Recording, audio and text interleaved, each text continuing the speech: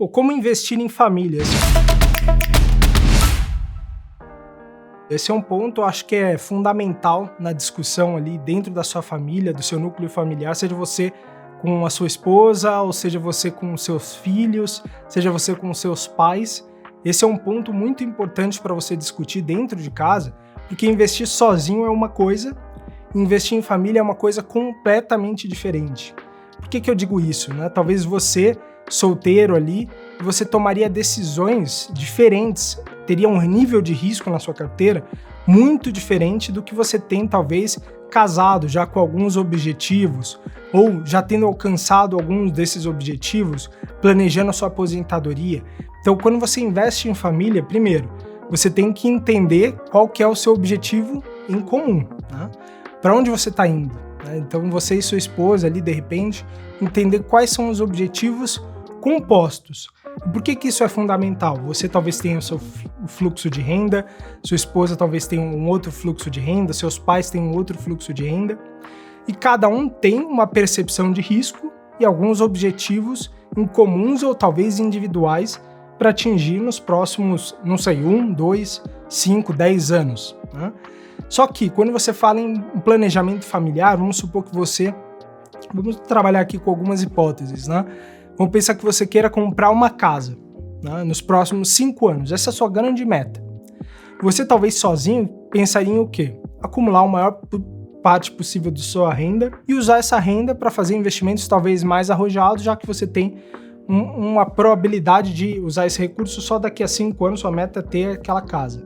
Só que você, uma vez casado, talvez você tenha uma percepção de que você agora, em conjunto, tem um nível de risco e um nível de despesa talvez maior, né? Você sozinho talvez moraria com seus pais ou moraria sozinho em um apartamento talvez menor, então você já tem um nível de despesas maior, o que significa que você precisa de um fluxo de recursos sendo utilizado no curto prazo um pouco maior. Então eu diria o quê? O primeiro passo, né? Você investindo em família, você precisa desenhar muito bem no papel, e é preciso que você faça isso hoje, agora, né? Porque você fazer isso no meio do caminho pode dificultar bastante as coisas, né? Então, senta com seus pais, senta com a sua esposa, senta com alguém que você considera da sua família, certo? E primeiro vamos traçar os objetivos. Vamos comprar uma casa daqui a 5 anos nesse valor. O que a gente precisa fazer para chegar lá? Vamos fazer uma viagem daqui a 1 ano, vou fazer um intercâmbio daqui sei lá quanto tempo. E aí sim você começa a entender o quê? Qual que é o nosso nível de renda em conjunto, qual que é o nosso nível de despesa em conjunto, qual que é o nosso nível de sobra, portanto, em conjunto, quanto que a gente vai alocar em investimentos todos os meses, regularmente, religiosamente. Você vai pensar no que aí você vai fazer os investimentos mensalmente, para entender, a gente pode ter, então, uma carteira que tem um nível de risco mais elevado, por quê? A gente vai precisar do recurso talvez daqui a 5 anos, mas quanto dessa parcela eu aceito tomar o risco? A sua percepção de risco é uma, dos seus pais, da sua esposa, é completamente diferente. Qual que é, em conjunto, uma composição de carteira que os dois aceitem tomar os riscos diferentes? Então vamos pensar, talvez uma forma inteligente seja dividir, de fato, a parcela do capital que as pessoas da sua família vão investir nesse momento, e você toma as suas decisões e aquela pessoa toma as decisões dela, e aí sim você teria, em conjunto, um determinado nível de retorno. Mas a maneira mais inteligente é tentar juntar, né, a percepção de risco dos dois. Eu gostaria de ter 70% da minha carteira em ações. Minha esposa odeia investir em ações, ela quer investir somente em renda fixa. Então começa ali com 20% em ações, 30% em ações, né, talvez. E aí deixa a sua esposa, né, alguém da sua família ali que está investindo com você, e tendo uma percepção de como você está avançando. Perdi 10%, né, da nossa carteira porque as ações caíram 30%. Você já vai ter ali um feedback.